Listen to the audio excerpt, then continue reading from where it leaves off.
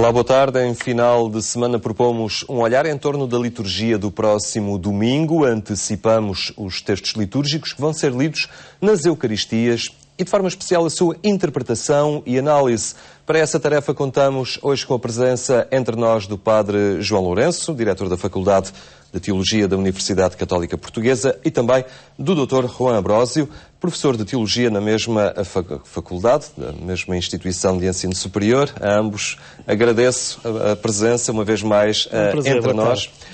Olhando de forma mais abrangente as principais ideias deste 14º domingo do Tempo Comum, Padre João Lourenço, começava por si, salta à vista de alguma forma um sublinhar da simplicidade, um regresso à simplicidade e de alguma forma à dimensão libertadora do Evangelho. Ora, muito boa tarde aos nossos telespectadores, estão bem? E a quantos nos acompanham nesta partilha e nesta reflexão que fazemos.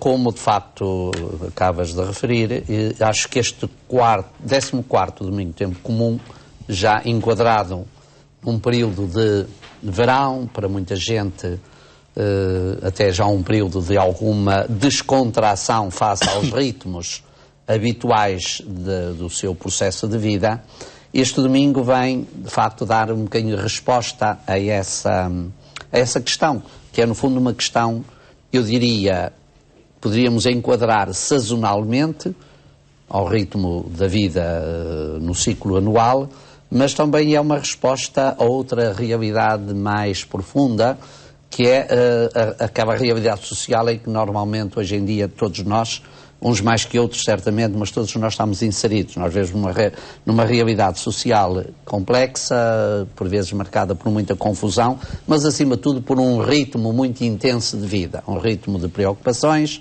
um ritmo de afazeres, um ritmo de compromissos que quase nem nos deixam respirar, pelo menos, eu diria, espiritualmente falando. Se bem que, materialmente, há muita gente que respira talvez demais, não é? Porque tem pouco que fazer.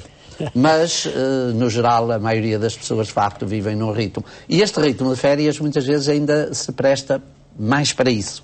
Ou seja, em vez de se aproveitar para, de facto, uma certa descontração e uma certa liberdade interior para poder saborear algumas tónicas, algumas dimensões que a vida nos oferece e nos apresenta, em vez disso, às vezes nós temos um programa, as pessoas no geral têm um programa de férias em que se torna mais cansativo, ou este período, que parece que aparentemente pode ser de alguma liberdade, acaba por ficar ainda mais sobrecarregado.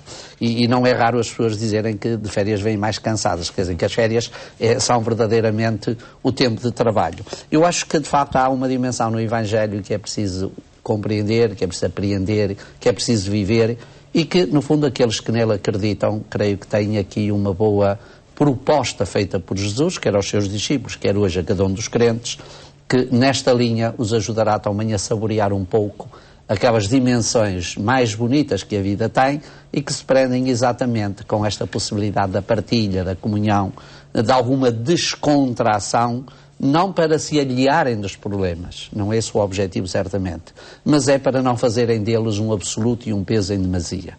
E eu acho que de facto falta um pouco este cultivar esta dimensão, mas falta também muito a educação para esta dimensão da vida. Acho que hoje, de facto, as preocupações educativas estão tão sobrecarregadas na necessidade de pensar o futuro, de antecipar o futuro 20 ou 30 anos, de começar a sobrecarregar as pessoas de tal forma tão cedo, com os objetivos futuros, que é uma coisa boa. Mas fazer disso um peso é, de facto, contraproducente e acho que acaba por matar outras dimensões que a vida tem e que nos permite saborear, particularmente nesta época. Torna-se muito esgotante. Juan Ambrósio também nos fala de paz. Este 14º domingo do Tempo Comum e também dessas dinâmicas que Deus é capaz de operar em nós. Nessa proposta de paz que o texto nos vai fazer, essencialmente a primeira leitura vai-nos convidar a refletir sobre essa questão da paz. A partir dessa dinâmica da paz e desse exemplo da paz, podemos perceber outra coisa que vai aparecer também ao longo dos 3 textos deste domingo, que é a introdução de novas dinâmicas que Deus propõe e que essas novas dinâmicas propostas podem alterar o ritmo normal das coisas. Vem aqui ao encontro do que o Padre João estava a dizer. E isso acaba por nos revelar uma coisa que para mim me parece muito interessante, que é o paradoxo que é a experiência cristã. Ou seja, a experiência cristã tem sempre uma dimensão paradoxal. E qual é essa dimensão?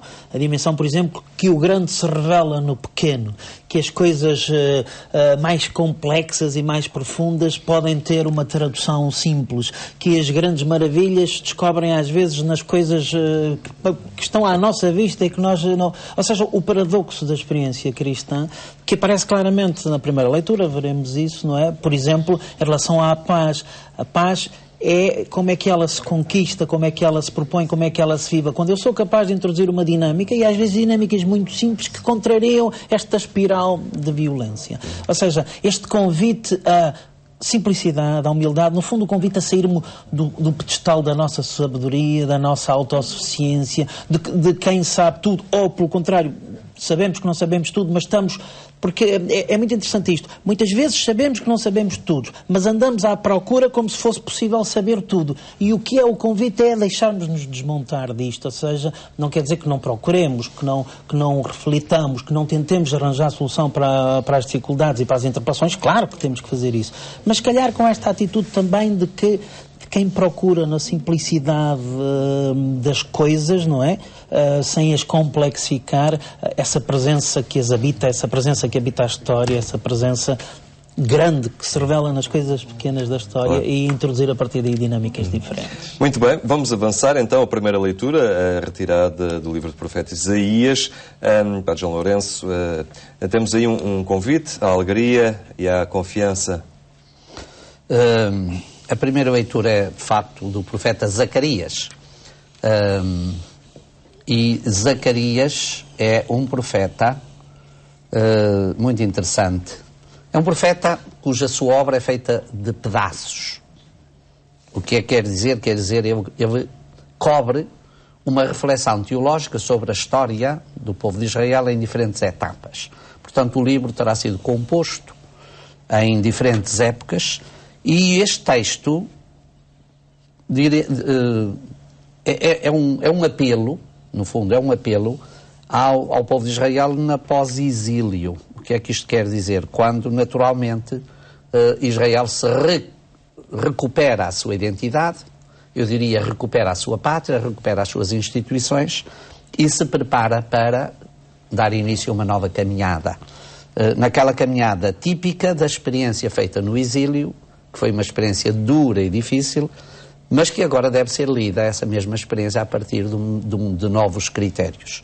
E, portanto, Zacarias, cujo próprio nome já é muito bonito, porque no fundo é a memória, o profeta procura chamar a atenção do povo de Israel, através dessa designação um bocadinho abstrata, algo emblemática, filha de Sião, no fundo é o povo de Israel, aqueles que nascem da sua relação com Deus, daqueles que têm o seu polo central de vida numa relação íntima e profunda com a morada de Deus, o templo Sião. E, portanto, a este povo é feito este convite para que se alegre, para que se animem e para que construam um clima de paz, porque é esse clima que vai frutificar e que poderá trazer frutos, enfim, em diversa ordem, também espirituais, para este povo. É muito interessante que esta leitura ela é tão bonita e tão significativa, que traduz para mim, traz uma realidade muito importante. Traz uma realidade que é o cultivo de uma espécie de uma espiritualidade de despojamento, uma espiritualidade de vida interior, que mais tarde na Sagrada Escritura vão se chamar os pobres de Yahvé. Pobres no sentido de pessoas libertas, despojadas, eu diria quase confiantes nesta intervenção e nesta presença de Deus na sua história. Portanto, esta leitura está muito está muito nessa linha de espiritualidade. Mas mais do que isso, esta leitura tornou-se um paradigma para, no Novo Testamento, interpretar a própria figura de Jesus. Principalmente o seu ingresso triunfal em Jerusalém. Ele foi aclamado como rei dentro daquele equívoco da época, ou seja, ser rei em Israel naquela altura era ser um homem de guerra. Mas Jesus, naturalmente, foi aclamado e quis ser aclamado como um rei de paz.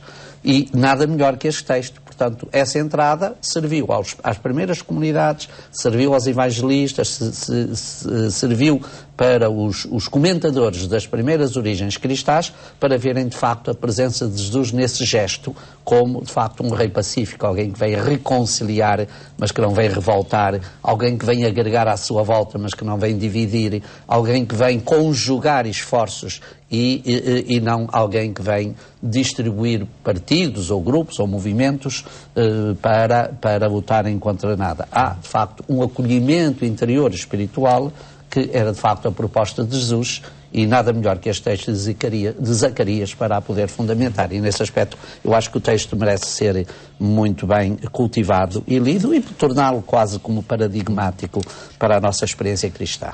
E não só para a experiência cristã, eu estava aqui, mas também para nos ajudar a ler o que são as realidades. Porquê é que eu digo isto?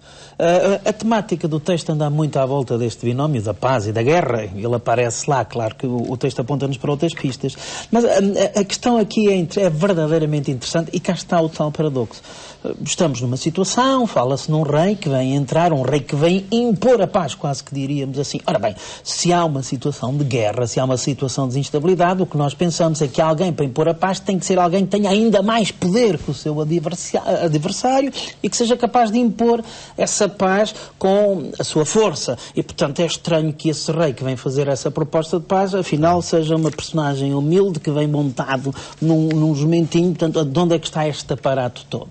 Bem, verdadeiramente o que nós nos devemos interrogar é se uma paz imposta pela guerra é verdadeiramente uma paz. Este é o tema complexíssimo da guerra e da paz e se calhar seria uma coisa interessante pensar, uma vez que nós estamos a viver situações históricas no mundo onde não havendo uma guerra, enfim, digamos assim, geral, há muitas guerras e, por outro lado, estamos, por exemplo, a começar a celebrar o centenário da Primeira Grande Guerra, 14-18, não é? Seria talvez uma boa ocasião para refletirmos estas questões. E o paradoxo, ou seja, o medo não muda os corações. O medo não muda os corações e a questão é essa, quer dizer, a paz só pode brotar de um coração que está pacificado, convertido. Todos nós temos essa experiência. E é por isso que conhecemos essa experiência, por exemplo, dos ditadores. Porque é que os ditadores mantêm o punho férreo e muito apertado? Porque sabem que, não tendo convertido os corações, à primeira oportunidade as populações revoltar-se-ão e procurarão outras sociedades. É preciso que a paz se imponha pela proposta da bondade que a paz é. É preciso que a paz se imponha porque ela é boa, porque nos permite viver bem, porque nos permite realizar a nossa condição humana. E é essa a proposta que este rei faz. É essa a proposta de Jesus Cristo.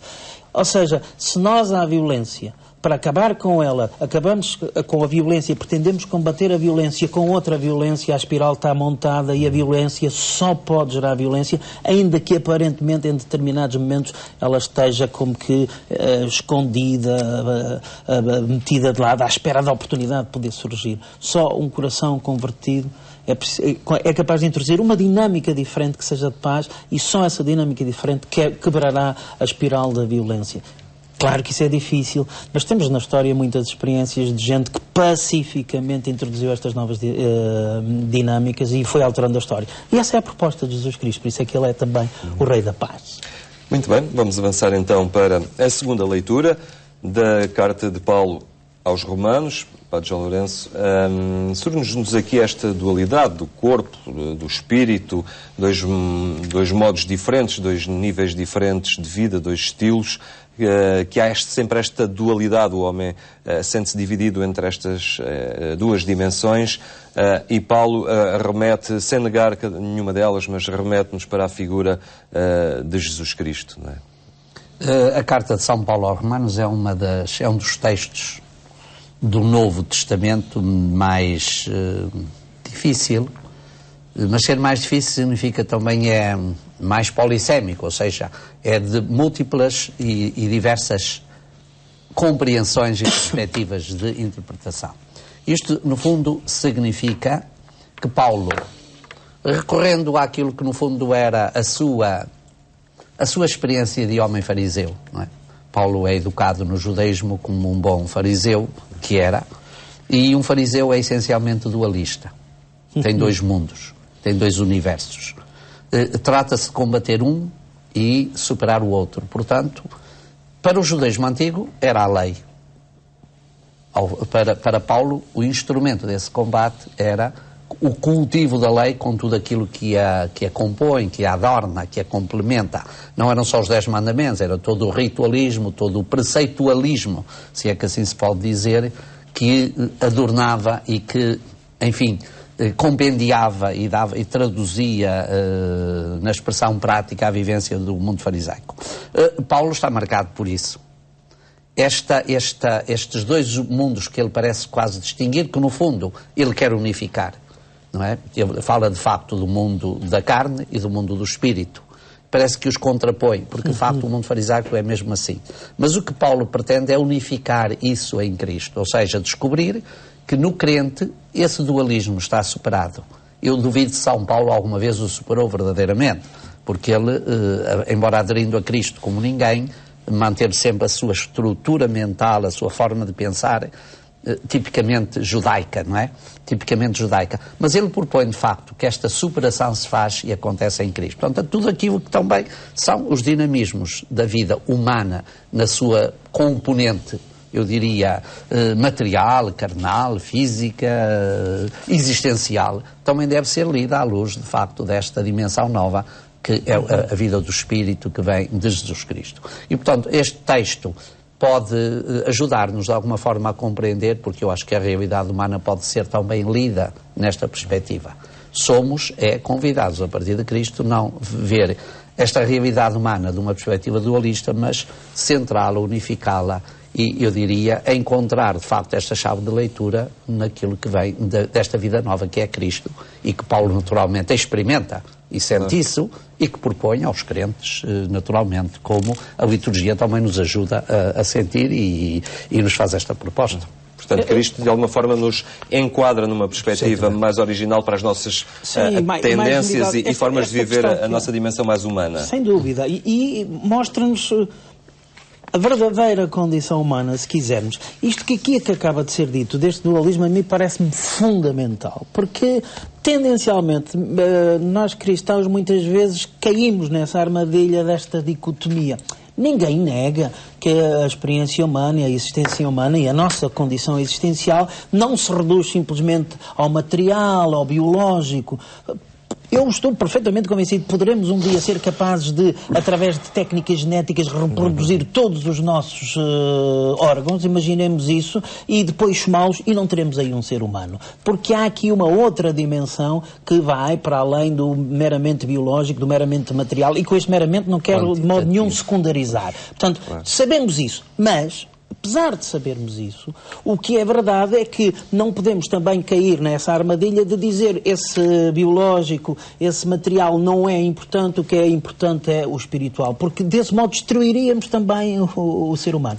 É esta unidade, sempre tensional, como é óbvio, não é? Que São Paulo indica aqui, e por causa da sua formação ele não ultrapassa, e nós que vimos daí também muito dificilmente às vezes ultrapassamos, mas esta é a unidade que nos vai sendo proposta.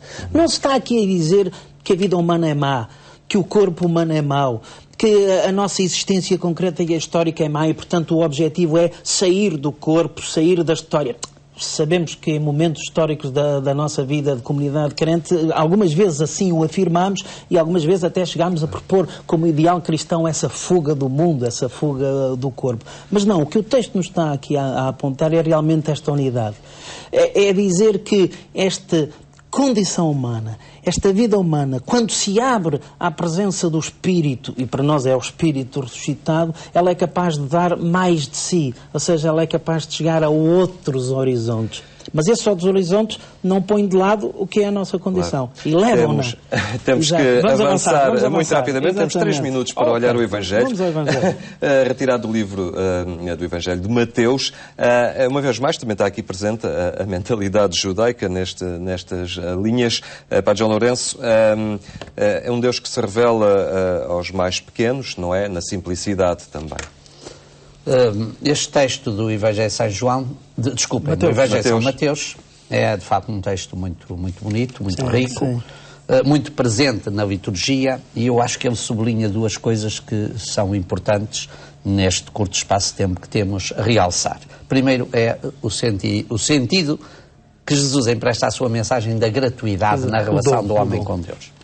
Portanto, esta dimensão da gratuidade, de alguma forma de sentir, ao contrário do judaísmo do seu tempo, em que a religião era um peso, era um fardo. Ainda hoje é assim. Para o judaísmo, a lei é um fardo, é um peso. Aliás, são vários os textos que apresentam isto. A ligação entre o homem e Deus faz-se através de mediações que não o libertam, mas que o circundam. Aliás, toda a tradição da lei era exatamente, a tradição é uma realidade que deve ser circundada para que nada de estranho, nada de leve, nada de libertador introduza aí. Ora, é contra isto que um bocadinho que Jesus reage. E toda a mensagem de Jesus não está apenas condensada aqui. Este é um texto certamente muito marcante, mas está condensada, está exatamente centrada nesta dimensão da gratuidade e da liberdade interior. Daquilo que há pouco dizia, uma espiritualidade despojada. Uma espiritualidade liberta, uma espiritualidade nova, uma espiritualidade que acolhe a mensagem de Jesus com toda a simplicidade e numa verdadeira comunhão de partilha e de vivência. Temos é que criar no nosso interior as condições para que isto aconteça. É o sublinhar esta gratuidade, é fundamental. O dom que é dado gratuitamente, que requer uma aceitação também gratuita, também livre. E é neste jogo que se abrem as novas possibilidades. Daí o convite à humildade. Ou seja, quando estamos muito cheios de nós mesmos, não aceitamos o dom, porque não o reconhecemos. Exato, não o reconhecemos, achamos que não precisamos dele. Quando descobrimos que sozinhos não podemos tudo, então abrimos-nos ao dom, aceitamos e novas oportunidades se abrem. Muito bem, ficam então estas análises, ficam as linhas de força da proposta litúrgica para o 14º Domingo do Tempo Comum. Nós ficamos por aqui, muito obrigado por terem estado connosco. Tenham então uma muito boa tarde e um bom fim de semana.